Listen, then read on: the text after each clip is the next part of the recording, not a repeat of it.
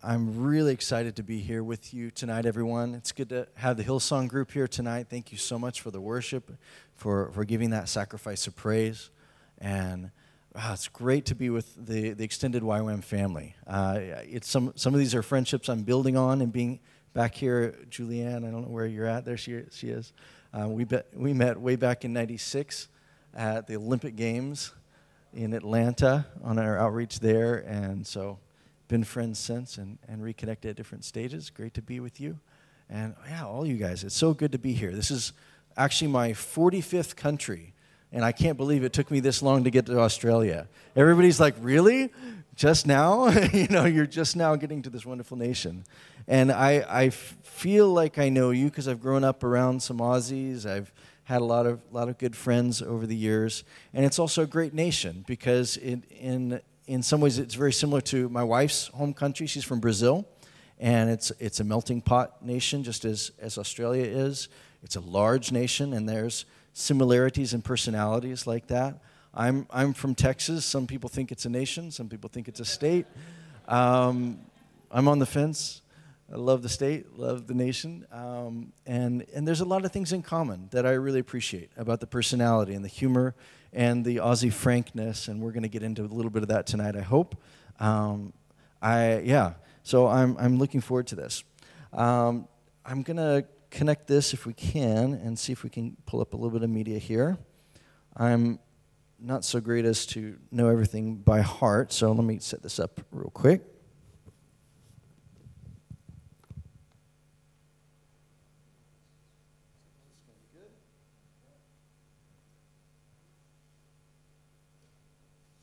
All right, you're all just hoping with me that it doesn't fall, right? Please, no. All right, and audio, are you going to be able to get my audio from here? Is that something that we can do here? I guess I should have mentioned that earlier, hey? All right.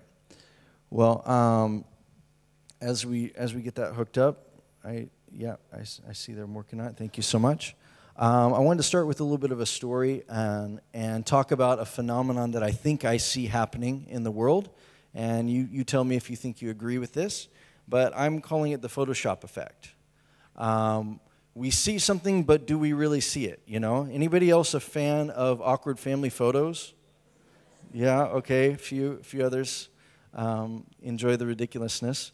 Every now and then it's just too ridiculous, and we have to say Photoshop, and it's been faked, it's been shopped, and that kind of normal criticism of anything that we think is slightly impossible or just so bad that nobody could have, really logically done that to another human being. But no, usually it's true. And there's somebody claiming it back down there in the comments saying, no, it's real, that's my cousin. It's always that way. So I was in Serbia on my DTS outreach back in way back there, and we were going in right after some of the conflict that happened in the Bosnian conflict, and during that time there was, of course, great tension between my nation, the United States, and between the former Yugoslavia, Serbia itself, and I walked by their embassy. I was in Hungary. We were getting ready to go down.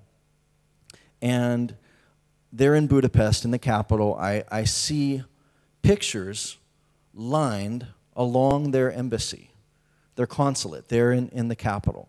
And they have these laminated photos stuck along the fence, and each of them is showing bodies and pieces of a destroyed train that had been bombed. And the question was it bombed intentionally or was it bombed on accident because it was a passenger train? It was not a military, operation. And so, of course, the cry is rising up from the people saying, how dare you? This is unjust. This is unfair. And the embassy, the consulate, was in with that, putting up these photos to say, see what has happened. At the same time, the U.S. is putting up their own photos through different news agencies. And their photos, their video clip, they're saying this was an accident. This was not intentional. And it came down to really just your worldview as to whether you believed that they were guilty or not, as the aggressors, as the ones bombing. And either way, I mean, many would decry, war in general and say, no, this is all wrong. But the question still matters. What was the intent? What really transpired? And the people that I met when I went to Serbia said the Americans have been photoshopping. And the reverse was said the same of those embassy photos. They were saying, well, that's been shopped. Not in so many words, but that was what they were suggesting.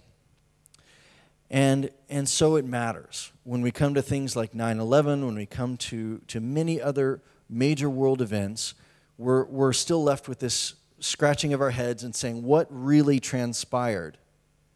How will we know what is going on? The saying goes, those who do not know the past are doomed to repeat it. Well, what's going to happen to us if we don't even know what's going on right now? What's going to happen to our global civilization? We won't know what's right, what's wrong, what's going on at all.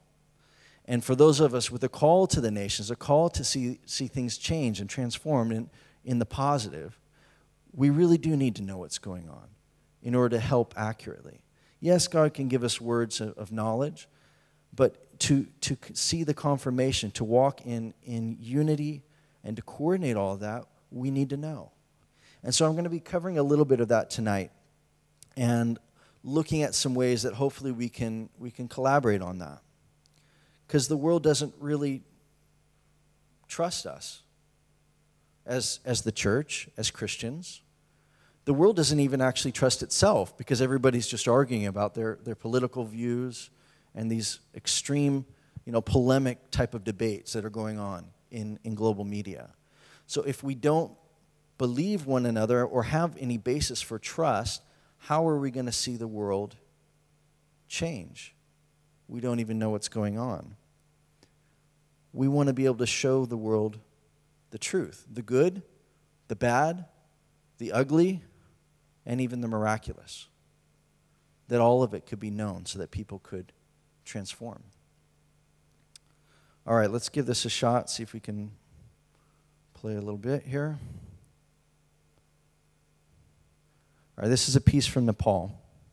And my friend Nadia, she was there right before the earthquake, and she filmed in the capital, in this one part, major square, and she was there also afterwards with her 2 children and her husband as part of YWAM, and their outreach there, and she ended up photographing and filming a little bit in the aftermath. So we'll take a look at this.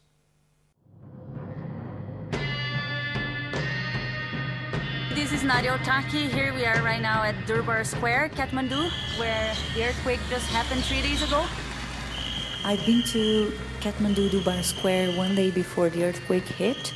So I decided to go back and do a before and after.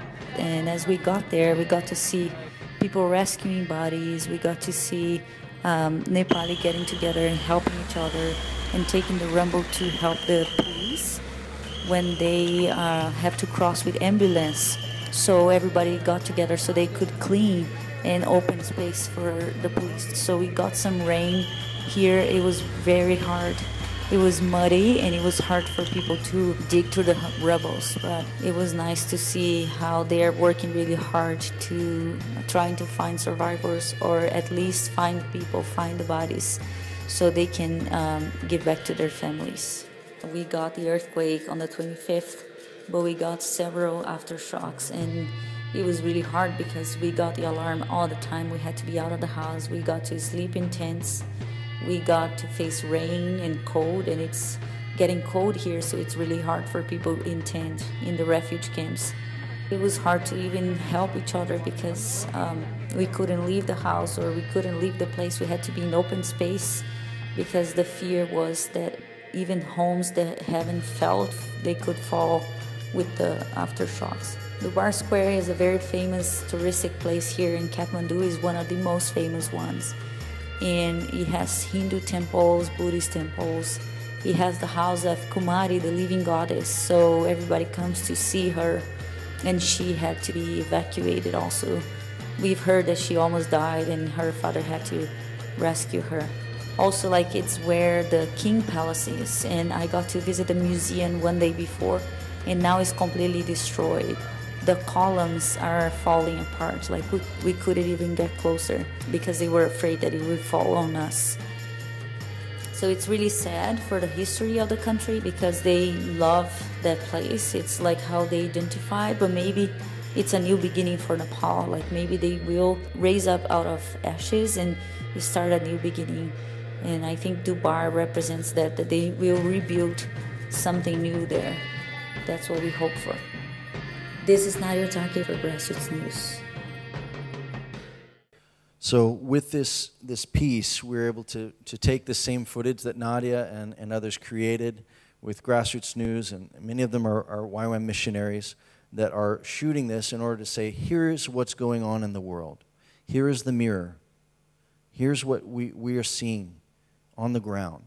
And with that, it's been able to release teams. There's already a first wave of teams going from University of the Nations, YWAM, and Kona. And there's supposed to be 2 more waves. They're in the process of fundraising, raising up relief resources and all of this. And somebody has to be there. Somebody has to see. Somebody has to show it for us to be able to know what to do and how to do it. And so I'm grateful for what Nadia has done. This was done at a great difficulty. There had been 33 aftershocks, actually, at that point, 2 days after. And her son had almost been hit by a microwave, nearly fell off, and landed on her 1-year-old son, Daniel. And so in the midst of all this, sleeping in tents, the rain and the things that she described there, she was able to get out a story. It's rough a little bit. Her husband's not the camera guy. She's quite a good photographer. And yet they were willing to do it, even to stay up in the middle of the night. On the day that she was flying out, she recorded that voiceover. And she doesn't look great on it. She was really upset with her hair. Not a vain person, but she wanted it to be told. She wanted to be shown, even though she didn't look the way she wanted to. And you know what's worse? Is it got picked up by Globo. Globo is a national news network for Brazil. It's as influential for Brazilians as BBC would be for the British. And it got picked up, especially in her hometown niche part of Globo, actually wanted to show this because it's their citizen who's there in Nepal in the midst of this major global news event. And so one of our biggest stories that we've had went out in this place of weakness, in this place of, oh my goodness, are you really going to show me this way? But they need to know. And so I appreciate her commitment to that. And it just takes us into what I think is the answer for this Photoshop problem, is that the answer is pretty simple. We just simply need to record the truth. The more cameras we have on something, the less likely it is that it could have been shopped or special effects or whatever it is. If you have 5, 10, 100 people, maybe it's just a rough little camera, you know, from their smartphone or something. But the more angles we got, the more likelihood that we know we can trust what we are seeing. And through that is a very simple but powerful tool to bring truth to the masses. And without it, what are we doomed to? We don't even know. This is a school that I've been a part of called Voice for the Voiceless.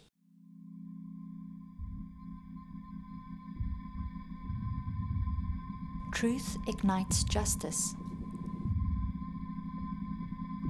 In that knowledge, a people of passion and skill are gathering to become a voice for the voiceless.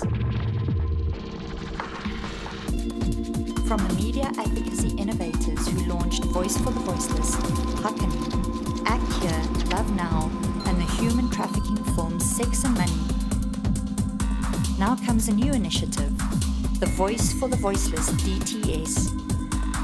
This dynamic partnership between photogenics and grassroots news offers a rigorous discipleship and media journey to stand against injustice and voice the cause of the voiceless through media advocacy initiatives. Your challenge begins as a grassroots journalist, telling the stories from the big island of Hawaii, and soon from the ends of the earth. No one can see the world transform till we see it as it is. Voice for the Voiceless DTS, Kona, Hawaii. So that's the question. How will we see the world transformed unless we see it as it is? And so my thought is that there are places that we are meant to go that we are not going to be able to get unless we receive the skills that God wants to give us. For some, it will be this that I'm talking about in media. For you, it may be something else. But there is a place where we are called to be a people of passion and skill so that we will gain interest to whether it's the emperor or whether it's the untouchables' home, wherever it may be, that we will be able to gain entrance because we will be that people of passion and skill. With this age, we need this new clockwork. We need also to do it as anointed by the Spirit of God. If we do it on our own, it's pretty meaningless. I began sharing about some of these ideas at a DTS in Hawaii, and a young lady who's now a good friend of mine, Gabriella, was in the crowd, in the student body. And as she was listening, God started to speak to her something that really, I would guess, had very little to do with whatever I was saying. But He gave her a vision. And she saw a tower, this tower, a red brick minaret tower. And she didn't know exactly what it was or where it was, but it made a very firm impression on her. She's a very visual person, a gifted visual artist. And so when she saw this, she also saw the surrounding areas, even the angle with which she could see the exact perspective of which she was looking at that tower. And from that perspective, she could see a crowd of people that were gathered doing something. And a man with a pink hat walked through, and she knew that man with a pink hat, that she was supposed to talk to him. Fast forward a month and a half, 2 months later, she's in outreach in India. They're working in Delhi. They've been doing a lot of things with their Voice for the Voiceless DTS outreach time, and God kind of reminds her. She's just like, it's a day off, and she's like, well, what am I going to do today? And she remembers this tower. So she starts Googling. She's starting to look, see what's around Delhi. And she finds Qutb Minar, this tower, that's 45 minutes from where she's at. She gets a buddy from the school, and they go. They take the taxi. They don't know exactly where they're going, but they arrive, and they see it. And it's just as she remembered it. Only she was at the wrong perspective. And this amazing person says, well, she's like, in her mind, she's like, obviously I'm meant to go to the right perspective. And so she goes. She circles around the tower. When she gets to the right perspective, then she sees the crowd. And they walk up and they begin to approach, and they find out that it's a film shoot. They're making a movie. Perhaps it's a Bollywood feature, who knows? And just as she's looking at this crowd and they're beginning to approach, a guy walks by you got it. You knew it. God just doesn't tell us stuff. He's always telling a story. And He lives it out through our lives as we obey and we follow. But she missed the moment, she thought. She didn't talk to him right when he walked by. She didn't grab him. She was like a little confused and didn't know what to do. And so he went in and got past security. And once you're past security, you know what? It's kind of hard to get into a film set for just somebody who may have looked like a backpacker or a tourist or something. She wasn't getting in, even though she and Austin, her teammate, tried to go one way and sneak in, tried to go the other way and sneak in. This one bouncer security dude kept finding them. Whichever way they go, he's got his eye on them. And he's like, no, no, no, no, no, no. She's like, well, I just need to go talk to that guy. And, and he's like, no, no, no, blah, blah, blah, blah, And she was not getting in. You guys, an hour passes of them trying and doing all these different things. I mean, what would you do? You wouldn't give up. You've come too far. You've seen the red tower. You've seen the guy in the pink hat. You know that you're meant to be in this moment, in this place. And so what do? Simple answer. Any YWAMer would get it. You pray. You listen to God. So she goes back and she starts to pray. And she and Austin get a very simple and obvious answer that they laughed about afterwards, because they thought about how much Jeff would have laughed at them because they didn't think to get out their press pass. And God spoke to them to get out their press pass as Grassroots News reporters, and that they should try again. So they go up to the exact same security guy that has kicked them out umpteen times at this point, and they explain that they want to talk to the director, which is what they assumed he was, with the pink hat, because everybody seemed to be following him and doing what he was saying. And they showed the press pass. It really shouldn't have worked, should it? Because they've always obviously been trying to sneak in. But the guy saw the press pass, and he says, okay, okay, come in. You come in. It worked. It's the new clockworks. Okay? And so as Gabriella did that, God used that time. She was able to pray for the director, and that was that. God had that assignment, and she did it, and she moved on. From there, she and 4 other friends joined me on a team to start a project called the Eloy Project that we're talking about. It's a Voice for the Voiceless documentary about the plight of unparented children, the reality that they, in institutional care, suffer great mental, spiritual, and emotional damage. And yet in family care, foster care, permanent adoption, restoration to their biological families, in family care, they don't have to suffer that same fate, that they would lose their childhood in concrete institutional type orphanages. There are many reasons, and many times very good intentioned reasons, why many times Christians especially set up orphanages to be able to care for the least, for the lost, for the hurting. And yet in the way we do it, if we do it in ignorance, we can actually end up hurting them in a permanent way.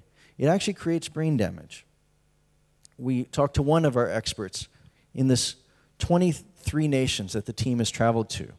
Since that time of her DTS, Gabriella and the 4 others, they've been on this journey, going to Africa, Europe, Asia, all over, Latin America. And as they've been talking to different experts, we've learned a whole lot. I'm visiting them on pastoral visits, helping them with the scripting and the editing and different things. And we're together collaborating on seeing something come together. It's not edited yet. We're going to be doing that this summer. You can be praying for that. But one of the things we learned from Dr. Carol Boyd, she explained to us about how when your mind is in a fight or flight kind of state, when you have that kind of adrenaline pumping type of reaction, there is a neurological reaction that creates neurotoxins that actually makes your mental processes focus extremely so that you can devise what you need to do, whether to fight, to run, to respond to your situation. Long story short is that in their findings they've realized that unparented children in institutional care suffer years of this. And I say suffer because it doesn't just make you focused in and accurate and able to do what you need to do to survive. It also negates things like empathy and many other areas that we actually need to form long-lasting relationships. And so it's not the end of the world. It is not the end of their lives, but it is detrimental in a very, severe way. And restoration to families praise God, they have studied this and have found that as they are restored to families, even foster families, they have found a turning, a restoration of the neurotoxin levels, and eventually a regrowth even of some of the brain patterns that would normally provide capacity for those lasting relationships. So Gabrielle and this team have been on this 22 nation, they're on their 23rd nation in Canada, and they're getting ready to go to a great nation in Asia. And with that, they will be wrapping up the final shoots of this project called the Eloy Project. So I'm going to play a quick clip for you here. This is just a little teaser of that. I think I'm going to paint them something. Especially my dad. What would she be like if you hadn't come? I think she would have died. I was living with no parents, with no nothing, with no basic education. There was really nothing for me. Inside an orphanage, 6 girls, they came and they beat me with foods and I don't know what to say like this. There's thousands of graduating orphans every year in Ukraine. There's one transition home for girls that we know of. That's us. But this spans all faiths. This spans every religion. You're talking about a way of life. Do we care about each other or not?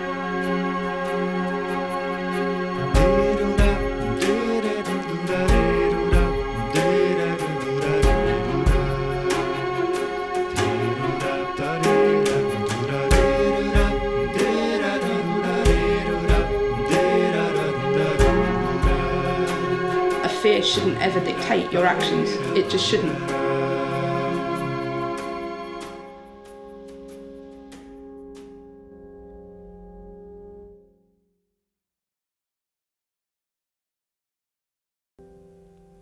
So with this documentary, our goal is not to simply speak on behalf of these unparented children who are in many ways voiceless, but it's to give them a voice. It's to put the mic in front of their lips and to listen to them tell about what their life is like, what their situation is like, what their reality is, so that as we can see the world clearly, we can see it transform. It is not too hard. So with this,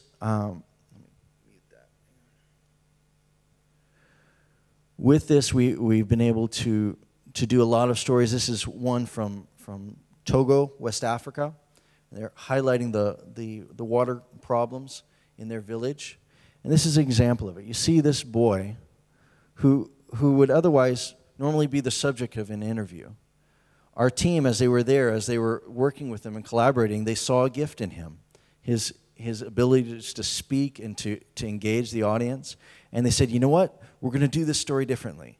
We're going to give you are going to be the host for this piece. And he tells about the needs of his village. And they show their water problems. They show what they have to do to get even the filthy water that many are forced to drink.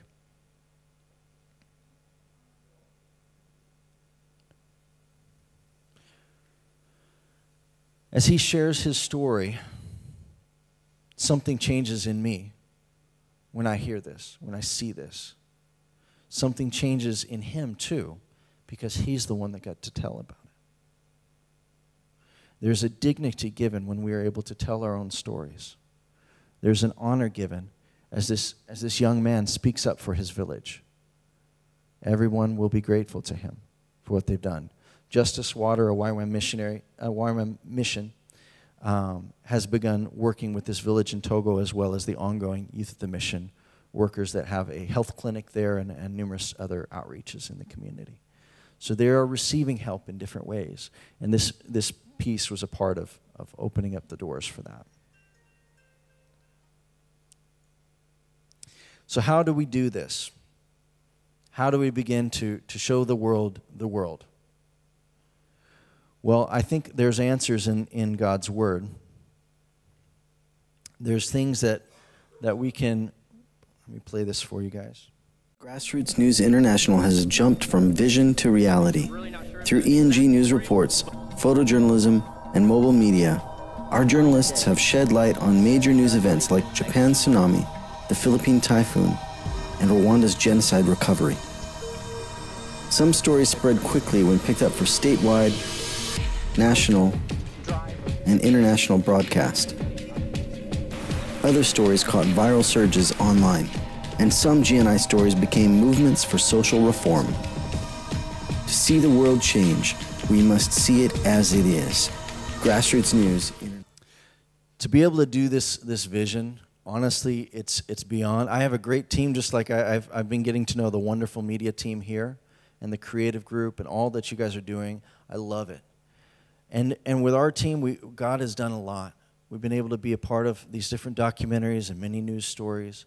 But honestly, this is bigger than us. It's bigger than all of us.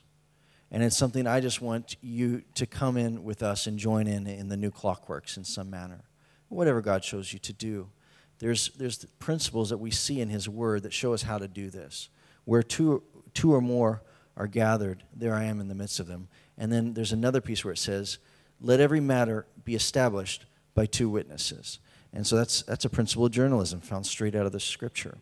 We see Jesus in His way of pursuing truth and trying to reveal truth and get us to be actually hungry for the reality check. He asks more than 135 different questions in the Gospels.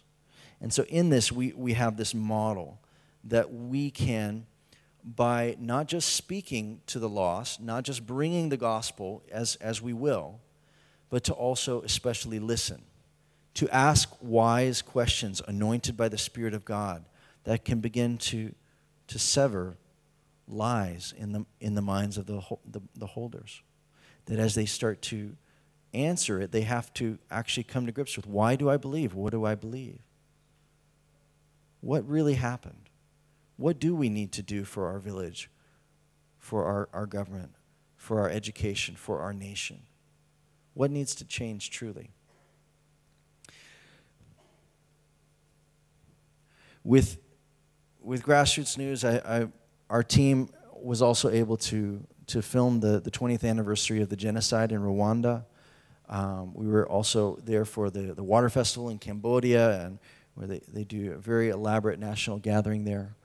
And in these moments, we're just able to see and to capture and to then show this to the world as they mourn as a nation, as they remember the injustices that were done back and forth. They also teach us something that we can learn how to move on. If they can heal from something so bitter and awful, then we have hope for ourselves. And in this, I did my paperwork. I got my press credentials. I got access along with 200 other news agencies to be able to go in with Grassroots News and to cover this. Well, my buddy Kirk on our same Eloy Project team, he didn't. He just showed up with his press pass. And the guy with his machine gun who's guarding the gate said, sure, come on in. It's the new clockworks, and we need more of it. It can be as simple as asking the 5 W's: who, what, where, when, why, and how, but especially why. This is a decent photo that one of our better photographers took. It's not a great photo, but it's decent. It's a lot better than this photo. But this one, we don't know the name of the person. We don't know what they're praying for. We don't know what her life is like, where she lives. We don't know who, what, where, when, why, or how. But this is Christine, and she couldn't stand straight. She had continual pain. Till Sam from our Eloy team prayed for her, and she began standing up and dancing and rejoicing. It's a bad pic, but it's a good story. That was his Instagram shot, right? He's a good photographer, but he wasn't trying here, all right? And so I think that there's something good in you taking what God has given you, whether it's one of these, whether it's one of those, whether He's given you a pen, a voice, a mind to listen and to respond with questions that draw someone deeper and deeper into why they believe what they believe, what we should do. That's good. But what's even greater is when we can give that privilege to someone else. When we can give them the fishing pole, teach them to fish and not just fish for them. And in doing so, that is truly giving a voice for the voiceless. It's honoring them by hearing. It's celebrating lives. It's just seeing them for what they really are, as a son and daughter of God in that dignity. Not just to see their need and their desperation. If that's you on an overseas outreach, if that's you walking through a lesser side of town, that you can see them for who they truly are. And then, by God's grace, that we'd see them transform in their hearts and in their lives. So that's it. Who will you empower? What will you capture? What will you record? What story, what truth? What reality check does society need that may come through humble lips such as our own?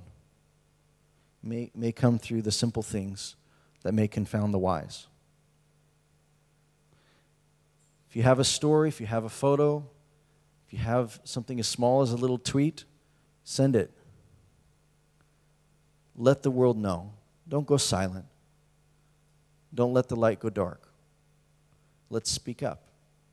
And let's especially give a voice to those who have none.